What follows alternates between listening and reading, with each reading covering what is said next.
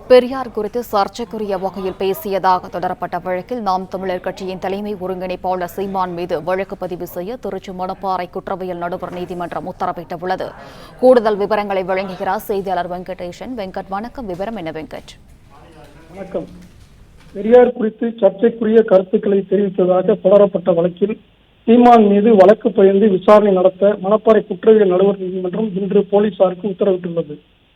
காம இச்சையை தீர்க்க தாய், சகோதரி உள்ளிட்ட யாருடனும் உடலுறவு கொள்ளலாம் என தந்தை பெரியார் பேசியதாக நாம் தமிழர் கட்சியின் தலைமை ஒருங்கிணைப்பாளர் சீமான் சமீபத்தில் ஒரு பத்திரிகையாளர் சந்திப்பில் சர்ச்சைக்குரிய வகையில் கருத்து தெரிவித்திருந்தார். இந்த ஆட்சேபகரமான இந்த கருத்தை தெரிவித்த நாம் தமிழர் கட்சியின் தலைமை ஒருங்கிணைப்பாளர் சீமான் மீது நடவடிக்கை எடுக்க வலியுறுத்தி மணப்பாறை காவல் நிலையத்தில் அரசு வழக்கறிஞர் முரளிகிருஷ்ணன் என்பவர் புகார் ஒன்றை அளித்திருந்தார்.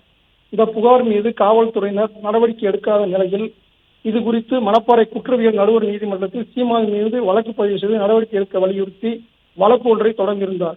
இந்த வழக்கை இன்று விசாரித்த மணப்பாறை குற்றவியல் நடுவர் நீதிமன்றம் சீமான் மீது வழக்கு பதிந்து விசாரிக்க மணப்பாறை போலீசாருக்கு அதிரடியாக உத்தரவிட்டுள்ளது பெரும் பரபரப்பை ஏற்படுத்தியுள்ளது.